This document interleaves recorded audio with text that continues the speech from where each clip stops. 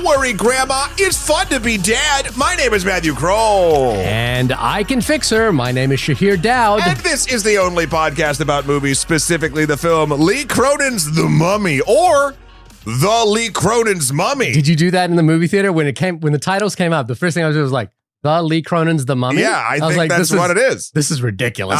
Listen, I understand IP law, I guess. This is important to note that it is not part of the universal, wherever the monster universe is now. This is not it.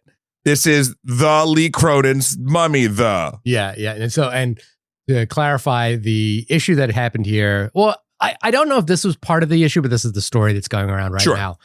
Is twofold. One is that Blumhouse was given the opportunity to develop Universal's monster movies portfolio, and they did so with The Invisible Man and Wolfman, which did not perform that well. Yep. After the results of Wolfman came in, the last Lee Whannell film with Chris Abbott as the Wolfman, Universal decided to end that agreement, although Blumhouse was still in production of The Mummy at that point. And at the same time, Universal has announced there will be a Mummy Part 4 with Brendan Fraser and Rachel. I believe Rachel Weisz is coming back. I'm not entirely sure. I'm holding up 2 4K copies of the first 2 Mummy movies that I got for very cheap, and I'm very excited. Can I say something? Sure. I don't think I've seen them. Are you insane? Here's the thing. How did you have a sexual awakening? With Rachel Weisz? No. With Brendan Fraser? With the entire cast of The Mummy. Every person in this movie is infinitely fuckable. Jamie just opened the door, shock-faced, and left. She came in like, who was it on Seinfeld? Kramer. She came in like Kramer just then. It was like, you haven't seen The Mummy? What? I don't think I've seen The Mummy. I feel like I've seen, like, in my mind, I feel like I possibly have seen it, but because when I think about The Mummy, Stephen Sommers' The Mummy and The Mummy Returns, was there a third one? There's a third one. Scorpion King. No, so Scorpion King's a different thing. Right. There's a third one called like The Emperor something, and it's with I think Jet Li is the main character, and Brendan Fraser I don't think is in it. My main memory of The Mummy is the Universal Studios ride, The Mummy. Oh my God, it's so good. It is pretty good. And I know that used to be, I think it's a repurposed Back to the Future ride or something like that as well. It's some version. Yeah, it's just, I don't know. It's great. The one at, I think there's one at both Universals, and then now there's an Indiana Jones one at Disney now that feels like it too. Yeah. So I may have seen The Mummy, but it's not. I know there's a lot of reverence for The Mummy, and everyone loves it. Tomb of the Dragon Emperor, and actually, Brendan Fraser's in it. Oh, they recast Rachel Weisz in it, I think. Oh, is she? But it's the same character. Is she coming back for? She's coming back for the new one. And who's directing the new one? It's not Stephen Sommers. I have no idea. I'll check that in a second. I need to see this new actor. Yeah, Maria Bello plays Evelyn O'Connell. Oh, Maria Bello. Okay, yeah. She's cool. Anyway. So as I was saying with Blumhouse, they were in production of this, and I think there was the story that goes around right now is Philip P. Blumhouse.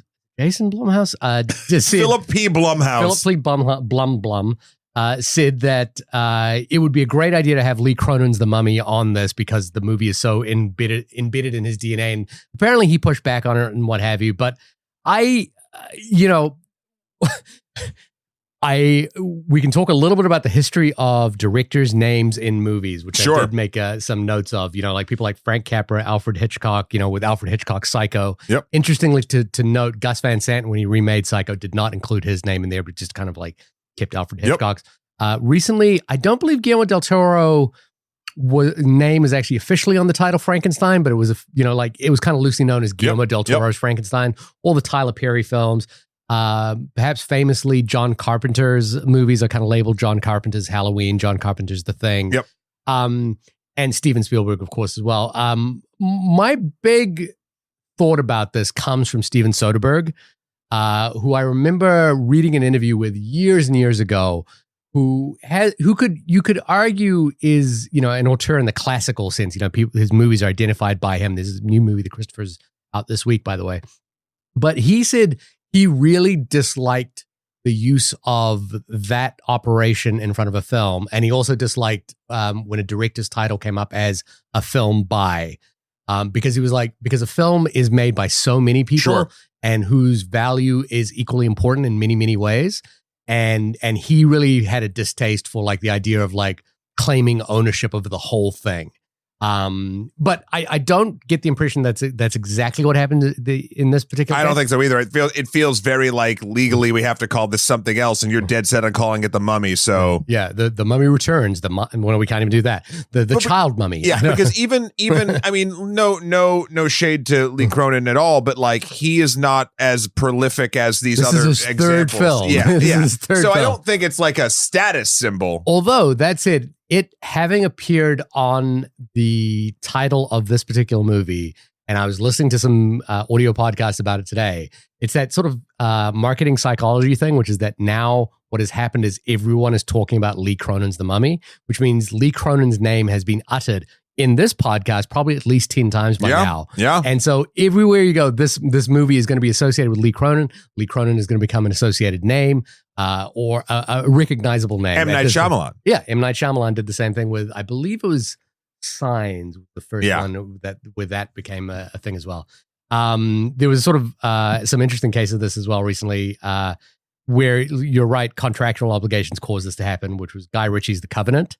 Yes. That movie was labeled Guy Ritchie's The Covenant because they didn't want to mischaracterize it with another film. And Lee Daniels' The Butler, which was also called, because there's another film called The Butler as well. It's wild. It's a wild time, especially just from a graphic design point of view.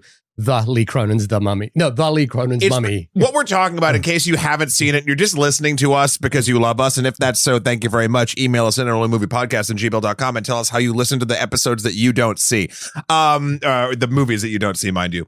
The graphic for this that comes up, it's like all in like almost like written on bandages in a way, but it fades in different lines of these bandages and it builds out saying the Lee Cronin's Mummy. And you're like, oh. And it's so weird because that's like motion design 101. Yeah. It's like, what is the readability of this? Like you can, if they had to call it Lee, you know what's interesting? Maybe that's a telltale sign that this wasn't just a legal thing and it was actually something that he really wanted. Yeah. And the other thing that's coming to mind when directors deferred titles as well was there was a trend, I think starting with the monster movies of the 90s to defer the title to the original author. So you had Bram Stoker's Dracula, Mary Shelley's Frankenstein, because they wanted to sort of say, hey, we're going back to the original source. Robert Rodriguez did this with Sin City as well. It was Frank Miller's Sin City. Yeah. So there's that sort of deferment. And it's difficult because it places a lot of weight and onus on the person, which we will get into whether deserved in this particular case or earned or should be disowned. We'll get to that in a minute. But before we do that, I wanted to say thank you to everyone that emailed us in at Only Movie Podcast. I've been holding back a couple of emails and, in fact, redacting a couple of emails as they've been coming in. Oh, I can't wait to censor all your words. Because people are still talking about you can say it. Oh, the drama. The drama. Jacob wrote us in at Only Movie Podcast. I consider myself to be fairly radical in the empathy department. When someone does something cruel, I imagine how uncomfortable it must be to embody that cruelty, and I start to question how they got to that point and how much choice they had in getting there. I have learned this tendency, which now comes naturally to me, is not particularly common. Or at the very least, it's not common to apply to all circumstances. Most folks have a line, they have empathy for certain acts and situations, and then can switch into vengeful, almost hell no sort of attitude towards others. This perplexes me. I don't really understand how to turn it off at some specific point. This is coming from someone who even sadly had to deal with situations pertinent to the specific point that is addressed in the drama. All that said, I really appreciate how the drama does a remarkable job at probing its audience's empathy. I also think that's why it chooses to focus on the issue it did. Thank you, Jacob, for not specifying what that issue is. People are still watching the drama, so we'll try to avoid all spoilers at this point. I am honestly disappointed with the reactions of those I have talked to with about it. My brain couldn't help but think the following. If folks can't entertain empathy for the idea at the center of this film, then there is no hope rehabilitation can exist in our society over something like what I have heard that goes on in our prisons. This may be a reference to our follow-up episode. We've had two heavy topic episodes back to back, which is a good reason why we're doing Lee Cronin's The Mummy. I worry folks are gathering their judgmental reactions by looking to the world around them in a posturing, peer pressure sort of way instead of looking from inside out with empathy. Thankful for and empathizing with your Sisyphean weekly effort to make the pod. Jacob. P.S. It's been a while since I saw a film truly driven by a mechanic, and I was pleasantly surprised with what Exit 8 was able to pull off. It's based on a video game I haven't played. The film itself was interesting in that you could nearly play it while watching. I know nothing about Exit 8. I know nothing about Exit 8 either. That sounds remotely familiar. I can't remember. I heard talks of a game that was coming called Exit 8 that was having a movie. But that's all. Do you know the game? No. Okay. No. I don't know the game either. No. But I'm very, very curious. Yeah. All right. Thanks again, Jacob. Love hearing from you. Thank you. Moving on, we got Danny. Danny says, thank you for your excellent episode on The Drama, a movie I find immensely pleasurable to talk about. I wanted to chime in on thoughts on the ending. Redacted. That's what Shahir changed it to. And it says, we can't read it because it spoils the ending. Shahir, I agree. Yeah.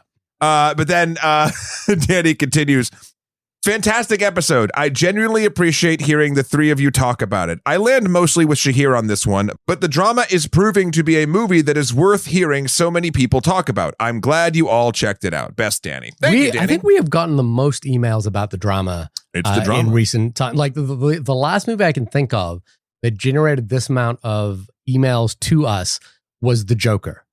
Like, interesting. You know, wow. like, in terms of like people wanting to talk about it and like finding an avenue to talk about it, I feel like The Drama is getting into that situation. It's a really good conversation piece. Yeah. The next email is from Hassan, who writes, hope you're all doing well. Still working through a big movie of 2025. I really, really liked Begonia, and the ending really came out of nowhere. And you know what? I do kind of agree with what Emma Stone did at the end.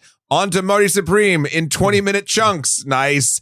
This is probably more of a silly rant, but as you know, Lily and Lana Wachowski's Speed Racer is making its debut in 4K UHD in May, and it just had a one-day-only Boo IMAX screening, and judging by the audience remarks as how it's something this good could flop back in 2008, it annoys and intrigues me very much how a good movie like Speed Racer, Blade Runner, Dark City just sometimes don't resonate with audiences when they are released.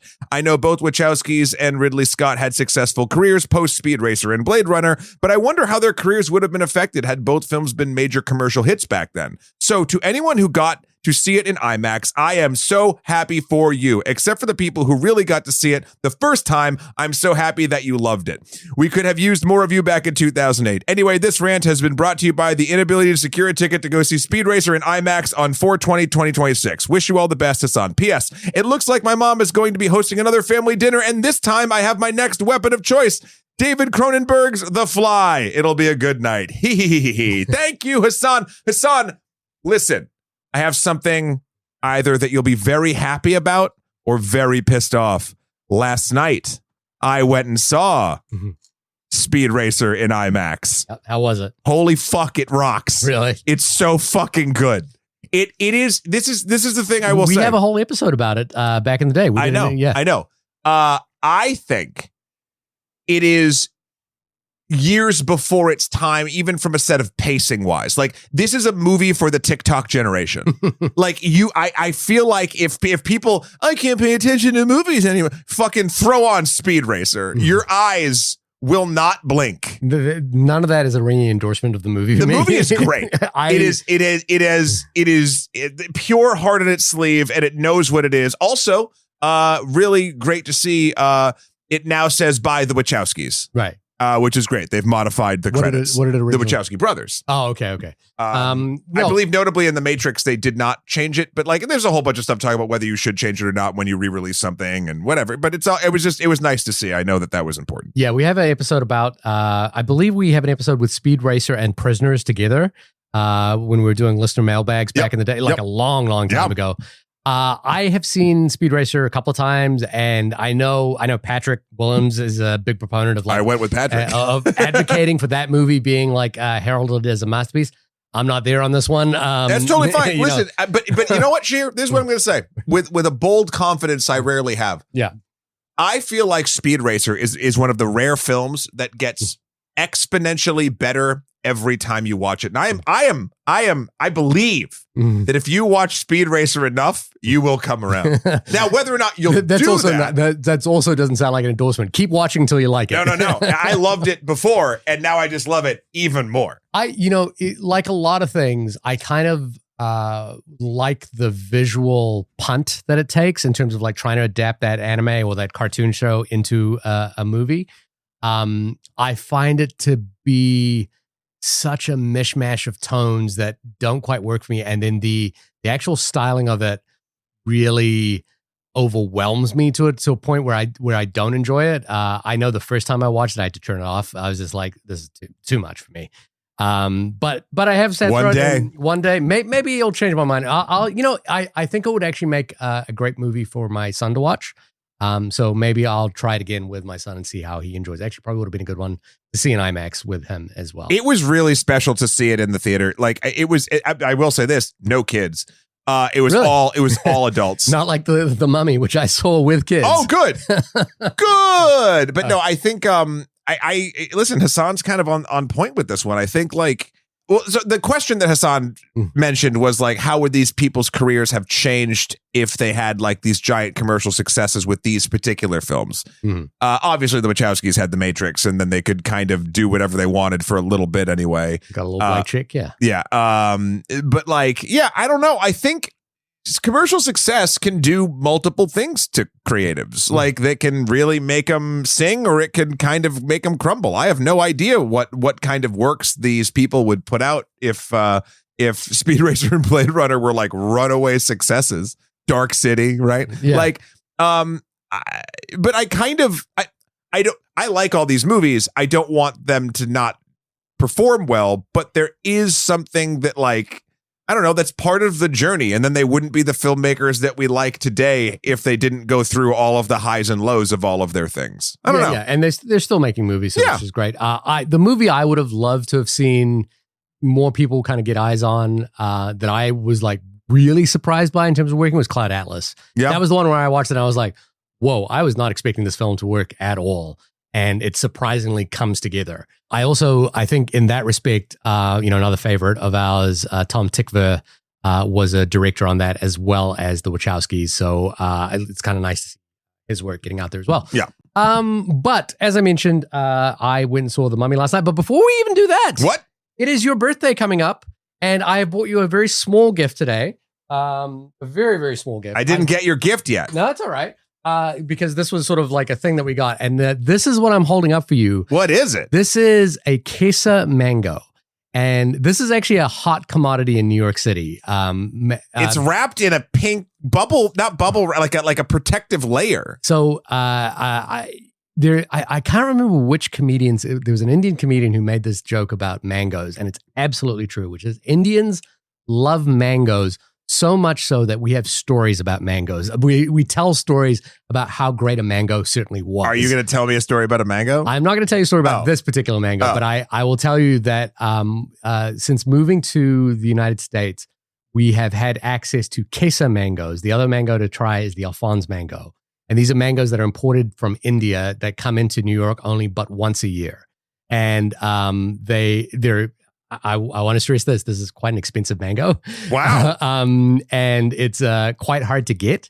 There's a New York Times article about there are importers of these mangoes that do this basically once a year for a small season, and they'll bring in these mangoes. Otherwise, mangoes that you get in the United States are typically from Mexico. How'd you get this mango? I wouldn't go. I know where to go to. I had to go. Here has a mango guy. A mango grocery store that stocks this particular mango. This is a very, very expensive mango, so it is not quite ripe yet. Okay. But How many days? It's kind of on the green side right now. It is edible. You could definitely have. Sure, but I feel like it needs to, like a wine or something. You need to have it at the right time. Here's what I recommend you do, and this is go grab a Mexican mango as well at the same time, and cut them up side by side, and then try them. I had what was great was that I went with a friend of mine, and we went and bought these, and you can only buy these by the box.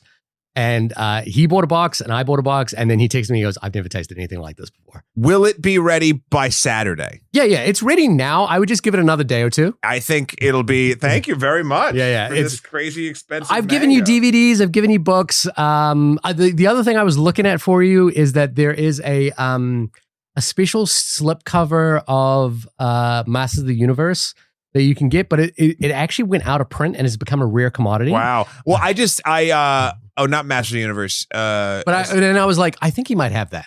You might own it. I don't. But I am. I was like, wait, no. What did I just order from Arrow? I ordered both the '95 Mortal Kombat and Mortal Kombat Annihilation, the 4K remasters from Arrow. That's what I just. Yeah. Well, thank you very much for this mango.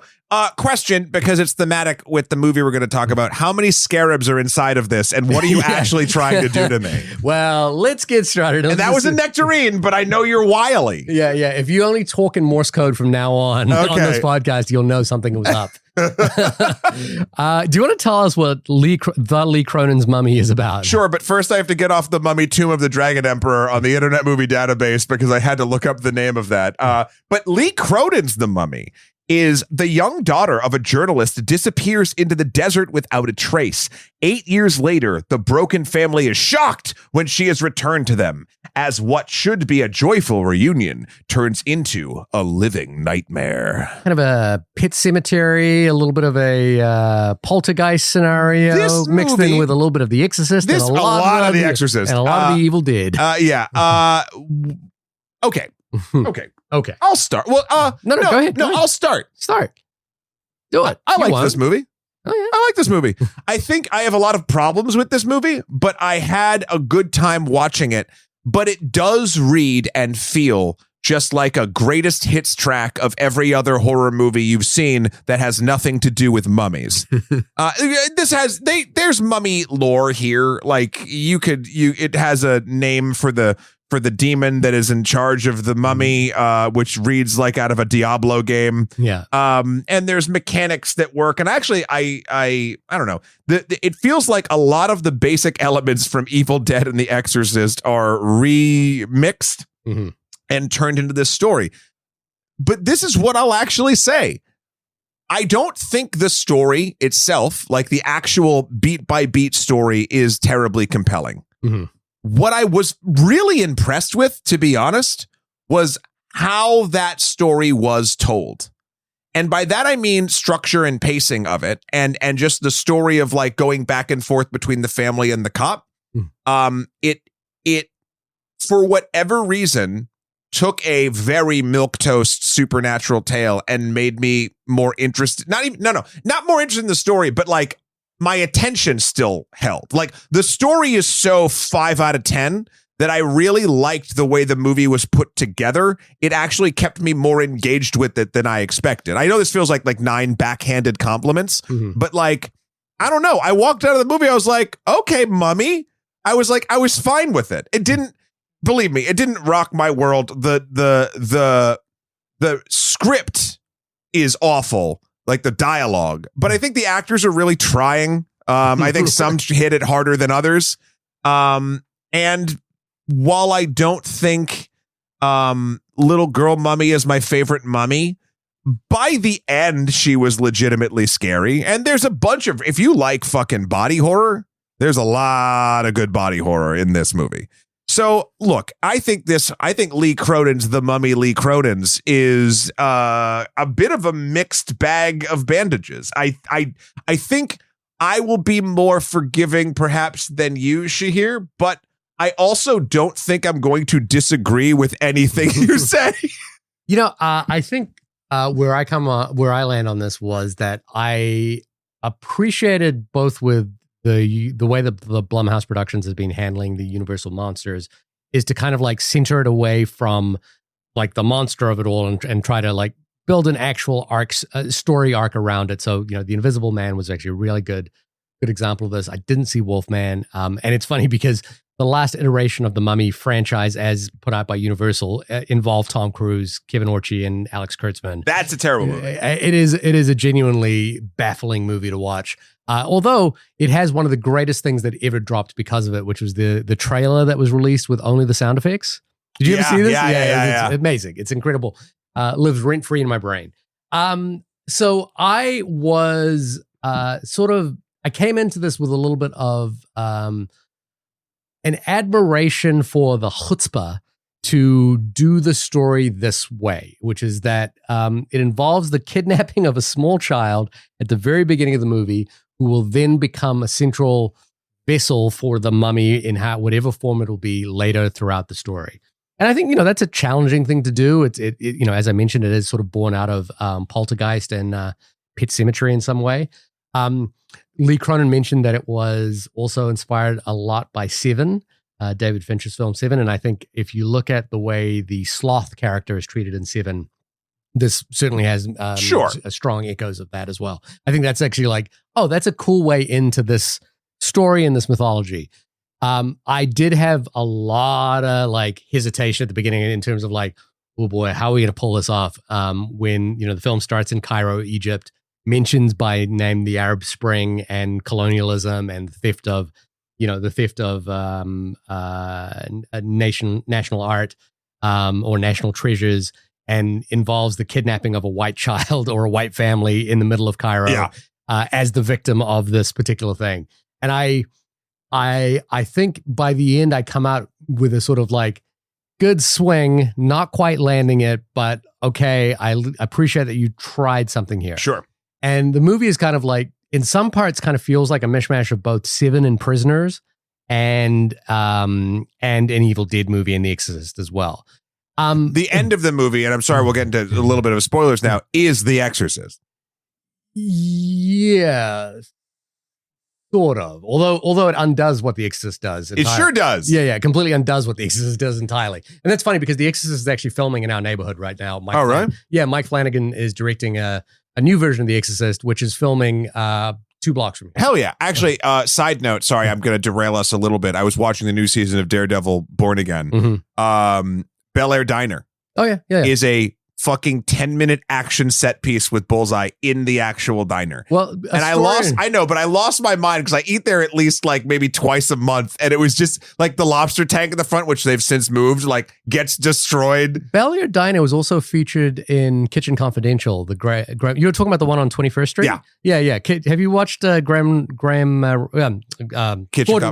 Ramsay's Kitchen Confidential? No. He does the makeover for that one. Great. And I don't know. I just loved it because I was like, it's just fun to watch Bullseye go ape shit in the diner that I eat at. Anyway, sorry. Astoria. A lot of stuff gets filmed here. Yeah, a lot of stuff gets filmed here. The Exorcist is coming out right now. And like that's a comparison that will inevitably this film will not live up to, because Mike Flanagan is really extraordinary at taking material like this and making the sort of family dynamics of this work. I think on a very fundamental level, the family dynamics of this particular film don't work at all. There was a lot of times I was just, like, I think it was last week you were talking about the drama in terms of characters doing things that you don't understand why they're doing it other than the script needs them to do it. There's a lot of that. There's so much of that in this movie. You know what's interesting though? Like fundamentally putting this, putting this girl back in the house in Albuquerque is fundamentally like a, wait, what now? Well, it's so funny because like normally these things do knock me off kilter, but in horror movies, they don't. Right. Like for whatever reason, I already am going into a horror movie, and I'm not saying this is like, I would rather movies don't do this. Yeah. But for whatever reason in that genre, I'm like, oh yeah, this whole thing is, it's a Jenga tower of idiotic decisions to get us here. And like, I'm sort of with you, which is like, I want to give the movie the benefit of the doubt, but there are so many ridiculous decisions that I'm reminded again of Eddie Murphy's set in Delirious, which is where the title of Jordan Peele's film Get Out comes from, which is he's like, he's talking about the Amityville Horror and Poltergeist, and he's like, if a black family moved into that house and a ghost said Get Out, you'd be like, tip the fuck out of that house immediately. Yeah. And he was like, and he has this bit where, and again, I'm doing it horrible, no justice, but go watch Eddie Murphy's Delirious. Where he says something along the lines of, my daughter got kidnapped by a ghost. I did my best. I changed the channel and that was it. And the house is yours now, and just walks out the door. And I was like, there was like a lot of like being reminded of that. I was like, if this daughter turned up with bandages and all this stuff and like clearly demonstrably physical ailments that means that they need to be in hospital or in some way for a long period of time. And the movie then says, and I think it even like in that moment when we meet the daughter again, she headbutts the grandmother like at home. And the hospital, doesn't she? No, that was at home. And then they're like, come meet your big sister, sweetie. And I was like, oh wow, yeah. There was like a real like side of me. And then like the next night, she like clambers through the incredible labyrinthian hallways of the underside of this house. It's funny. I was trying to think of the layout of that house, and all that is a big square. It's not even a labyrinth. It just, you keep turning left. But it's here, like, I was like wondering about the architecture of houses that have like a whole internal, external structures like that. That it does exist, but maybe Encanto did that. I don't know. I know, like my grandparents' old farmhouse had stuff like that. Yeah. And I was like, if that girl is clambering through there like that night, I'd be like, like I think you said this during the Surratt episode as well. Is like what you do to protect the child, when other children are in danger. And I was like, this is one of those cases where I think, legitimately might not be good to be in this situation. Yeah. And I think there's like many points where you could turn this around. And, a lot of stupid stuff. Yeah. And so I found, for me, as the movie progressed and the body horror came on, I was like kind of more amused at the silliness of it all, and was kind of like, oh yeah, all right. It's shocking. It really is. Like, and like, not to say that, like, I think the visual effects are good, and I think the body horror is adequately gross, and I think that it does a good job. It does feel like Evil Dead. Yeah, like it feels like a deadite is in her, not a mummy spirit. Yeah, I think the sort of mythology that they try to incorporate, again, really challenging thing to do from a cultural point of view as well. But like ultimately, it ends up being a version of the Deadites at its best sort of form, and it doesn't really. I guess it's sort of it makes sense within the context of the film itself, but it doesn't. I don't know. It doesn't move the story in any sort of way that where you go, oh, that's interesting. Like in terms of the mummy mythology or what mummies could be, or why someone would be trapped in the sarcophagus like this and what have you. Because I think in the original mummy story, like this was the idea of the resurrected body comes from the discovery of Tutankhamun's body, and it was this idea that the body was cursed. But in the original Egyptian mythology about the mummy, it's actually an immense sign of respect for someone to preserve their body. Yeah. The mummy is not, I mean, this is literally white people making something spooky out of something that isn't terribly spooky. Yeah. It is, and again, please, if people that know the Egyptian religious practices much better than I do, email us in onlymoviepodcast@gmail.com. But like, it is a series of preserving the body for as long as you possibly can, not trapping a demon. Yeah. And so, I think there's some tricky ground to try and walk on here. And ultimately, by the end, I think they miss the landing and don't quite, get this right. But appreciated the kind of swing of it all. Thought there was some interesting visual beats in the film, but not one that like got me beyond the kind of overall silliness of it more than anything. It was like there was a lot of just points where I was like, you guys are really making some choices here. When the other children start getting like infected with mummy anger or whatever, I started just laughing the entire time. Yeah. I think they do play that shit for jokes. But this is the sort of problem I had with Evil Dead Rises, which we did a couple of years ago as well. Is like I also didn't find it particularly funny in terms of like it feels like they're making a joke, except for one moment. Other than that, I found that my enjoyment of the comedy it was coming of it was me going, man, this is silly. Yes. I mean, it wasn't like they were doing jokes. No, I know. And I think that's actually that's another reason why I think this movie is very Evil Dead. Evil Dead isn't funny. The Sam Raimi's Evil Deeds are very funny. Well, there's slapsticks and things like that, but the Deadites are using, in my opinion, humor to fucking scare you. Like it's both. It's not like it's not what this is. Yeah. And it's also not what was in Evil Dead Rises. Evil Dead Rise, yeah. Yeah. And there's only one moment with involving the grandmother where I was like, okay, they're playing a joke here, or they're doing like an actual bit. And I think the sort of the death around, spoilers here, but the death of the senior person in this movie was the part where I was like, felt like they were aiming for gags visually.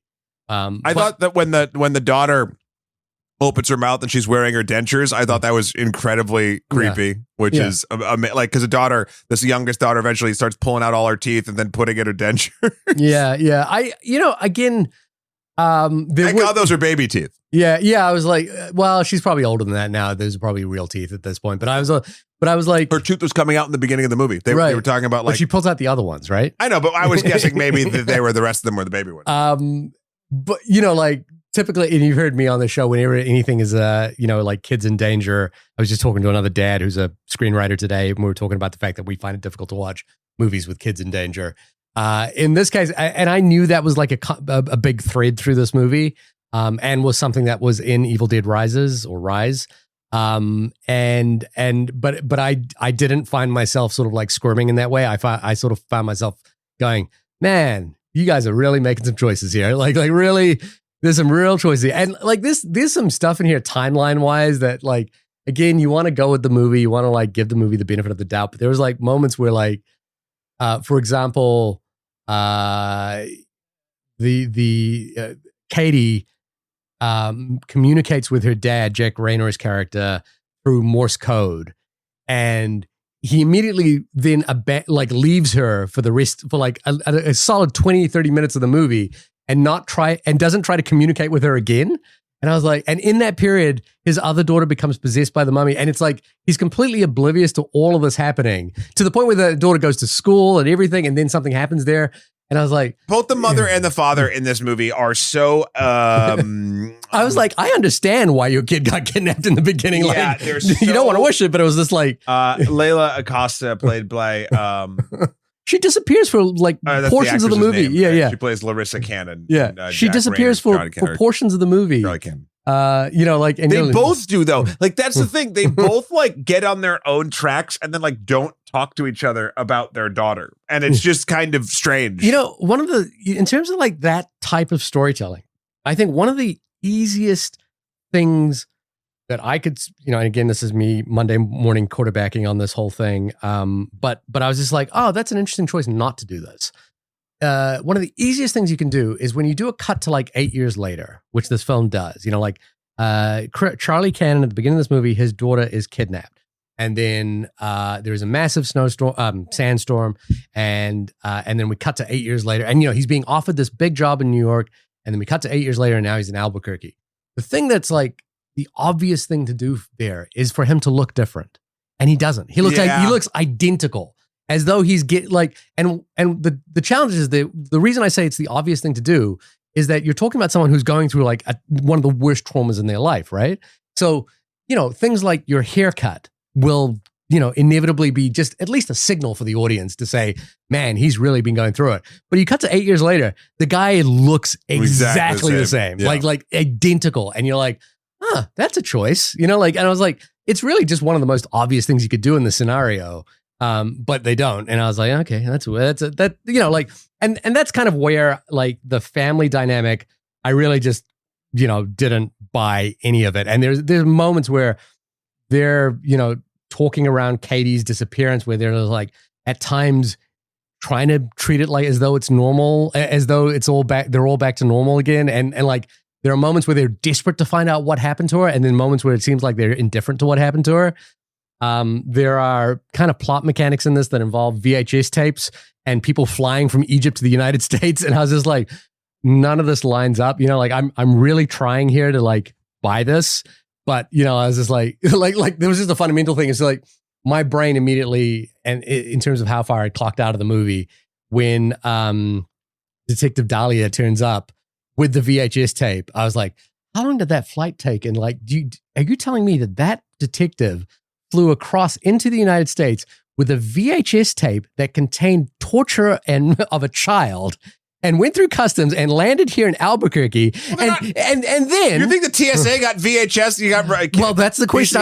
Well, then this family has a VCR, and I'm like, what is happening? That is also true. I was like, what is going on here? That is how far I clocked out. She didn't bring the VCR with her. Yeah. I was like, also, you could have digitized it and just sent it as a file at this point. I know that's silly and thing, but it sort of speaks more to how much I clocked out of caring about what was going on here.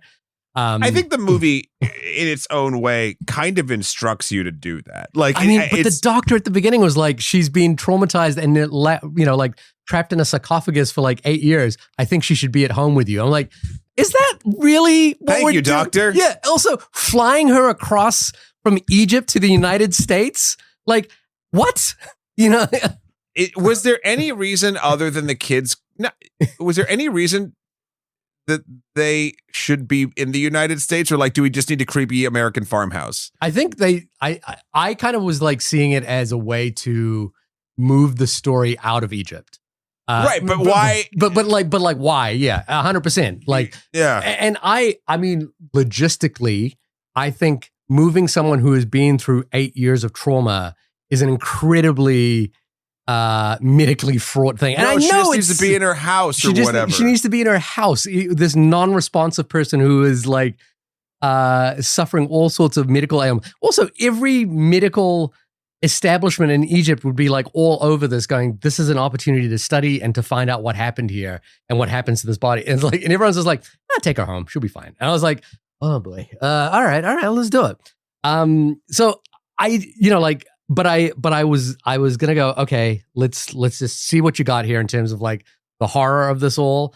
And I found myself just kind of giggling more at like the silliness of it rather than actually going in on. There's nothing scary in this. I mean, if you are, and I'm squeamish to body horror, so I definitely was squinched and like looked away for a second. A couple of toenail things. Yeah, a lot of vomit. A drill into your leg/foot or something. Peeling skin off, that sort of thing. Like that's some stuff where I'm like, that made me feel weird, but never was I like, I'm scared. Like I'm trying to think of, I don't know. There are moments in even some of the more schlocky like Conjurings and things like that where like I'm legitimately on edge or like unnerved. Yeah. And here everything felt so formulaic in a sense that even when the youngest daughter pulls out her teeth, even when the son just bashes his head against a thing, I was like, they're all gonna be fine. Yeah, and because the other film to think about in this respect is Ari Aster's Hereditary, which we talked about, and that's a masterful film. It's one of the greatest horror movies made in the last 20, 30 years. And what it comes down to there is tension. Like he is able to build tension to those sequences where you are genuinely on edge for what this is. And we didn't do Hannah Gadsby's Nanette on this podcast, but I think we talked about it.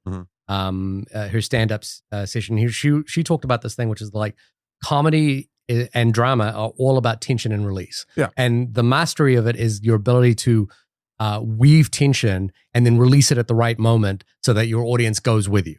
And this is a movie that has arguably very little tension in it in terms of like what is going to happen. And you compare that to very similar body horror scenes in Hereditary, and those are built with like really, really exceptional pieces of tension. I'll say Detective Dahlia Zaki, played by May Columway, was probably, anytime she was doing stuff in Cairo, I was the most in it. Yeah. Like, because that felt very Seven. That felt very Seven Prisoners, that kind of thing. And I was like, oh, cool. And then she's discovering a thing, and then she had to shoot that lady, and then, oh no, running at the girl who can't talk. And it's like, I don't know, you get to go see the tomb, you get to do all these things. And I'm like, this is super interesting to me. Again, it's less the story and more how it's being presented. It feels because the like family is busy being idiots and being tormented in Albuquerque. Yeah. Exactly where that family should be based on the Weird Al song. I also love like the, like in a screenwriting sense, at some point they need to meet an advisor. Like they have to meet someone, from a story point of view, someone who's going to help them understand what the thing is going on here. In The Exorcist, they meet the priest, and Hereditary, they meet other people part of that story. I'm not going to spoil it. But in this one, they meet, like, he goes up to a university professor. Professor Bixler, played by Mark Mitchinson. Who I felt was Australian, but I don't know. But it was like, he had a cassette recording of like a lecture that went on. No one has anything digital in this movie. In 1926 that was taken in Egypt that is spoken in English. And I was just like, this is when I'm telling you I'm giggling. I'm going, yep, okay, yeah, all right. He goes, there was this lecture which told this thing. And then he presses play on a tape and they have a tape recording and it's in English. And I'm like, what is happening here? And like he can read this ancient language that is on it, like that's the language thing I can understand. Yeah. It is what it is. But like the fact that they had a VHS player in their house in Albuquerque. That's the most fantastical thing in this movie. I was like, what? Although, you know what? Yeah. If I need to make an excuse for it, it's fine. It's technically the grandmother's house. Sure. That they're living in, and I know people that grandmother's age that still have VCRs in their houses. That this was recorded on a VHS tape. Huda.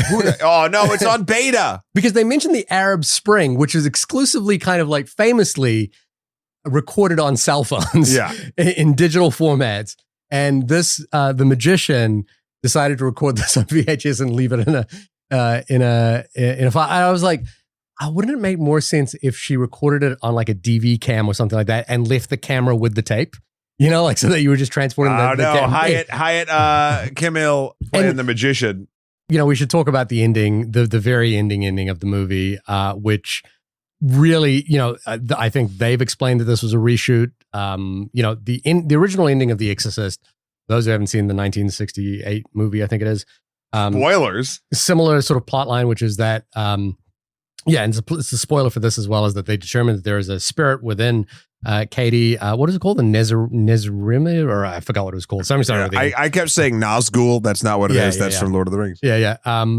And what needs to happen is that they need to entrap the Nazgul inside somebody else's body, which is what happened to Katie. A little bit of the Ring mixed in here. Yeah, really horrific stuff, by the way, as well. Like, the magician's family kidnaps a small child. And all of them torture her until she dies, and then locks her up, a la The Vanishing, in a tomb. And then Jack, who has been searching for redemption, I guess, through this movie, decides to take the Charlie. Jack Rayner. I also am remembering his character from Midsommar as well, and like going, this guy's got just such a punchable face, like throughout this. And he decides to take on the body in order to like keep it trapped within himself as a father sacrifice. This is kind of what happens in the original Exorcist. The priest takes on the form of takes on the demon and kills himself. But then the film kind of like does a kind of flip on that whole thing, and again, my brain was like, So they flew Jack, who is now, they got the sarcophagus. And they flew it back to Albuquerque, put him inside of it, or maybe put him inside that little tomb thing, and flew that over to Egypt, and then like unlocked it and have it going back into the magician's body, who's now alive, by the way, who was shot, previously at the end of the film. I was like, boy, we're keeping up with it.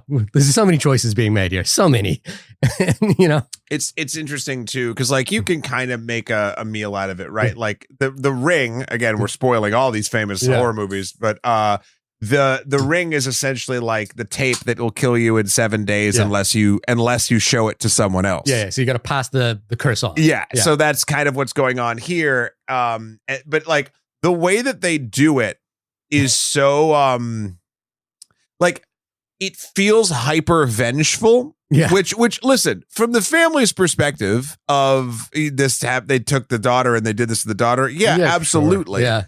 But also like you did what, like I could see that if the magician was actually a serial killer and like all the supernatural shit wasn't real, like you'd really fucking want to like torture and do something awful to her.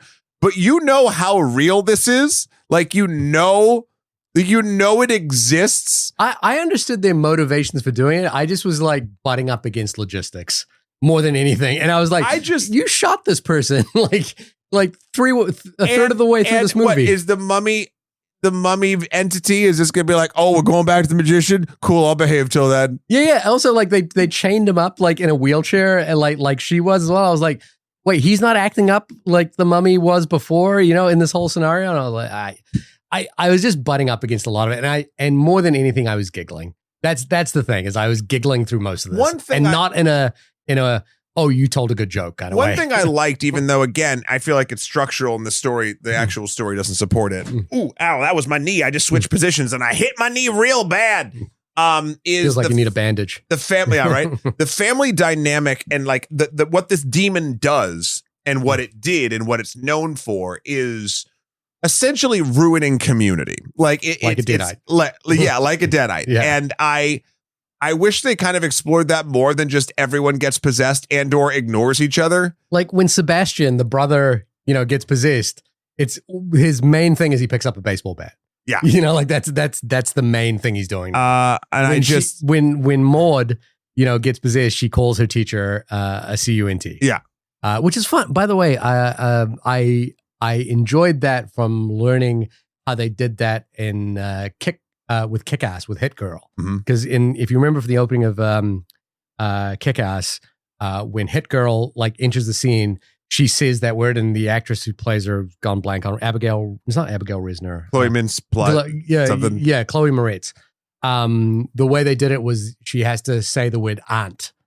And so I was like, oh, so they got the little girl to say aunt all the time. Yeah. And I was like, I was just enjoying like the visual of, like her saying aunt and the voiceover, the ADR saying the C word, which I just thought was fun. Sure. I think this movie's trying to be a lot of movies. It's trying to do a lot. And I want to make it very clear.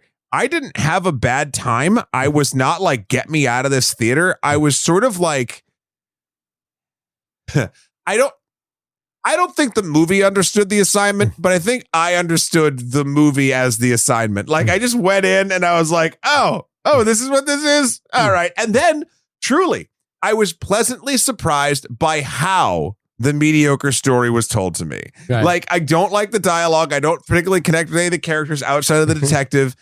I think Natalie Grace, who plays Katie, the mummy, does a good job. Physically, difficult role. Yeah. It's also like, I will say the swing of playing against type, having the mummy be a young girl. Yeah.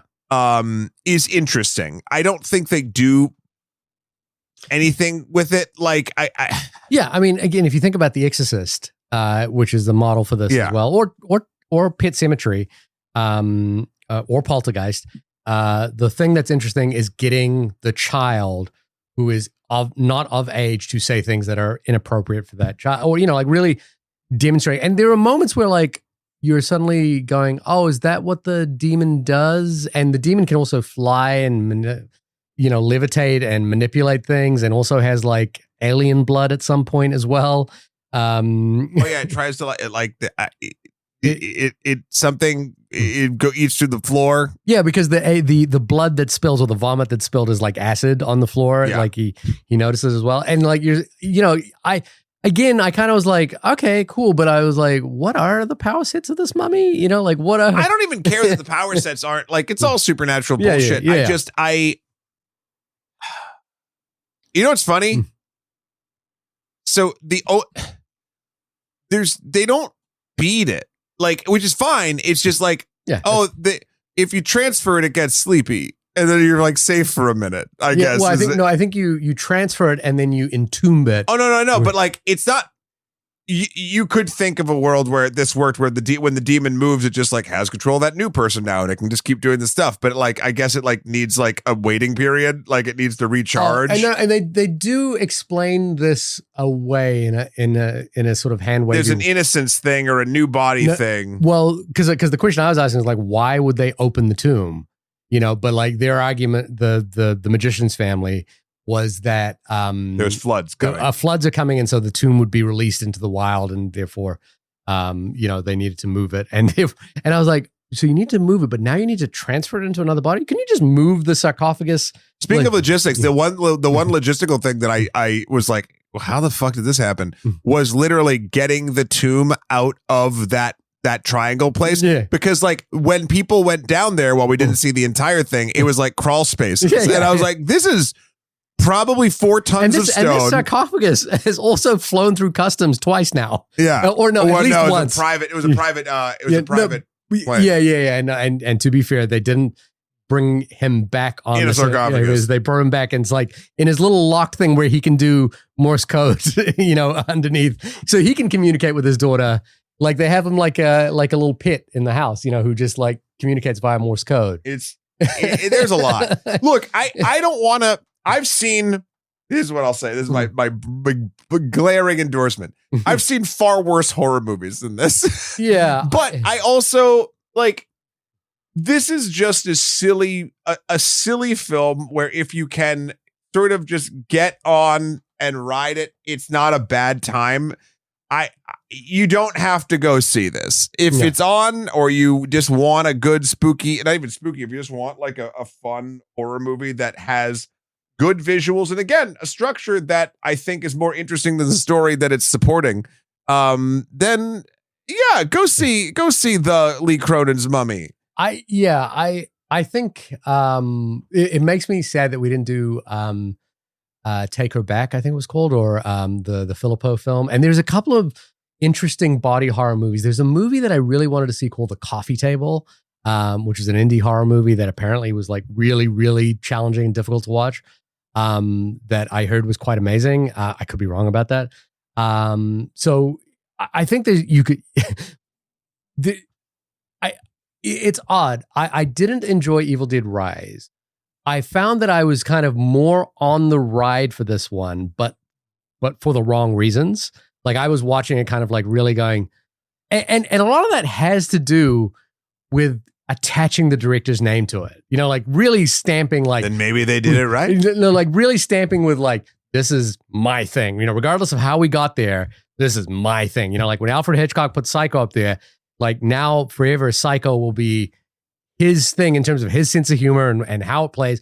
And however we got to Lee Cronin being, you know, the Lee Cronin's Mummy, this is his thing. And I was like watching it going, this is certainly your thing. And this is a lot of choices that are being made here. I actually think it's funny. I actually had the opposite by the end where I was like, this isn't your thing. Like really? you just took 4 or 5 other people's things and put it together into this thing. What I'm saying is that by the end of it, because his name is attached to it now, like in a sort of permanently itched way. Marketing wise and like what it is, like I get that. Yeah. I'm just saying it's also ironic because it is more of a Seven thing. It is more of an Exorcist thing. It is more of an Evil Dead thing. On the flip side, I do want to celebrate one or two things here, which is that in the world of IP marketing like this, there is a tendency to make everything kind of homogenized and like really lean into we are building a universe. That's what the whole Dark Universe was. We want to build a universe that is coherent from director to director to film in a way that the director kind of gets like Marvel did. Yeah, like it's and now they laid off the visual effects department that's responsible for a lot of that. And so what I actually do want to celebrate the Blumhouse approach to this, which is like every film is entirely its own thing. We don't have to have crossovers. They can be stylistically their own things as well. And I liked that they were sort of that the film felt like it came from a genuine authorship point of view. And I was like, for that, I'm actually like, you know, want to celebrate what it is. Sure. For the actual experience of watching it, I was like, ooh, okay. I'm really thinking how hard it would be for me to get a VHS player in a pinch like that. You know, like they would be like, I got one in my storage unit. Do you think you can get one in Albuquerque really quick? I bet you in Albuquerque, absolutely. Yeah.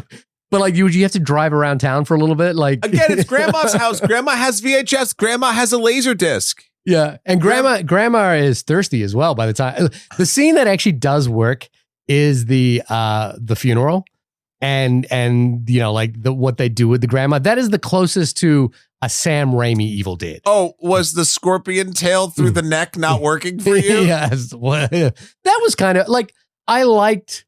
It's fine. I you know, in terms of the body horror thing, I liked that was something that happened and then something that she has to navigate through, like by putting her fingers into to say the words. And I was like, I think this is, you know, committing to the bit. At first I was like, she memorized that shit. Okay. But then I was like, she wasn't playing for 22 hours or whatever. With this VHS tape.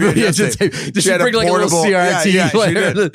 And again, flew through customs with this like torture video. Totally fine. Totally fine. Look, it's a silly movie. I also didn't not like the silly movie, but if you're going to go see it, know how silly it is. And your mileage is going to vary based on how much silliness you like in your mummy horror movies. It is interesting that Universal is going back to the Stephen Sommers kind of thing of it, which is this kind of essentially Indiana Jones, with the mummy kind of mythology. So going back to it, if you haven't seen this, Shahir, it is, I cannot believe, like, the mummy, the Brendan Fraser mummy is, it's a national treasure. It is so a lot good. like National Treasure, and it better. Yeah. But I can see, like, now there's been 2 reboots of the Mummy franchise recently, and both have not really landed. And so it's funny that they're kind of going back to the one time it did land. And I don't, the Lon Chaney versions of this from like the 60s and the early versions of this, I don't know whether they were effective. I think they were quite short. I haven't seen it in ages. Yeah. Like I was a kid, I think, when I saw it. I don't believe I've actually seen them. So I don't think we've got this mummy thing wrapped up just yet. Like there's more mummy to come, and I don't think we've cracked the code on the mummy yet. Like we've cracked the code on Dracula. You've said, like, there've been 3 Wolfman movies. Well, I think the problem with the mummy. Okay. Every piece of mythology has been bastardized and changed and transformed and all that stuff to make it what we currently understand in 2026 America. But Dracula is very European. The Wolfman is Nordic and a couple other different things. Invisible Man and Creature from the Black Lagoon are kind of ambiguous. The mummy is pure cultural misunderstanding and appropriation. Like, it's pure, like, the reason why you can have all these different mummies is because every version that's the colonial version is wrong. Because they're just using it as a backdrop. They're just using it as I have watched the Alex Kurtzman 2018 film with Tom Cruise, and I actually quite like Sofia Boutella as the mummy in that film. I think she's actually doing great work, and it's really unfortunate because everyone around her isn't serving that movie, including Tom Cruise. It's really one of those rare situations where Tom Cruise is trying to force this into being a Mission Impossible movie. He was going to be Van Helsing, right? Essentially. No, he's different than that. Like, because I think they even talk about Van Helsing, like, being a character in that I thought world. He was going to basically turn into it. Maybe, but like, like, he's not serving that movie very well either. He's really miscast in that movie, and it's really like, we've got to have Tom Cruise do a Mission Impossible. He's really essentially a version of Ethan Hunt in that movie. What if Ethan Hunt fought a mummy? Yeah, exactly. But Sofia Boutella, who's Algerian, was actually very effective in that film, and I thought really was playing to her heart's content. And I kind of like that. I think it's a bold choice, Cotton, to make this like a little girl who comes back, and I was like bracing for all that, but I didn't find it to be as like demonstrably dangerous as I thought it would be. It was more silly than I thought it was going to be. Yeah. Well, this has been Lee Cronin's only podcast about The Mummy by Lee Cronin's The Mummy, the Lee Cronin Mummy. Shahir, when you are not busy just bandaging up your opinions on this film, where can folks find you? You can find me peeling away all of my layers at my website, suvanova.com. That's SUVANOVA. Matt, when you are making VHS copies of the Lee Cronin's Mummy, where can people find you? You can find me with a 7-day rental period over at my website's Extra History and Extra Credits over on the YouTube machines by the time this comes out. I believe what is coming up. Oh, we just did our Zeus episode, and I think we're going to have an Extra History Complete coming out soon on Tulip Mania and the Tulip Bubble. You guys do that already? We did. We did the completes. We basically go back and based on YouTube and patron comments, we find all the things we did wrong, and then we fix them both in art and audio and give new fun facts throughout it. We basically, because that's a 5-part series, we make it one big long video, but we add stuff to it, which I think is very important. Yeah. And those have been big hits. So it's really, really nice to have those things from a couple of years ago get new life. Nice. Yeah. New life like a mummy. Yeah, there you go. There is Steven Soderbergh's film, The Christophers, which is out. It's a little bit challenging to get through. And I would, oddly, in the last week, I've had more people than usual reach out to me saying they wanted to be on the show. So, and I, like often it's when we have a guest on, I will often say, you can either pick a movie that's out right now, or if there's something that you are particularly interested in, we can kind of try to find that as well. So maybe we'll have a few of those in this little bit of a sort of quiet build up. It's a bit of a quiet period up to Mortal Kombat. I don't know if there's anything else coming up really before that. I'm sure there is that I'm forgetting about. Steven Soderbergh's The Christopher is out. I'm excited. Up to Mortal Kombat. Right. Written by one of your favorite. Well, a person who's written one of your favorite movies of all time. Really? Ed Solomon, who wrote Bill and Ted's Excellent Adventure. Wow. Yeah. Okay, you have my interest. Yeah. Here you go. We'll do a movie. You know what? Hey, Shahir, why don't we do a movie next week? We're never going to stop. That's our curse. Yeah. This room is our sarcophagus. Yeah, I know. The only way we can stop is if we get two other people to take the podcasting demons out of our bodies and then become us. And it's really helpful if they are both innocent and have a lot of recording equipment. And we have to vomit our opinions like bile into That's what we've been doing to all of you. Maybe one of you listening is the person that will become the next podcast mummy. Oof, boy, I pity the fool. Yeah, well, we can pity them from here. Everyone, have a great week. We've loved talking to you. Email us in onlymoviepodcast@gmail.com. Tell us what you thought of The Mummy by, who was it by again? Lee Cronin. That's right. Cronin O'Brien. Yeah. And we never do this. We have Buy Me a Coffee. If you want to support the show, you can do it that way, or you can sign up with our link to Nebula if you want to listen to this stuff ad-free as well. Probably should say that at the beginning. I always forget. We always forget at the end. Just saying it now because we had to really wrap this one up. Bye, everyone. Bye.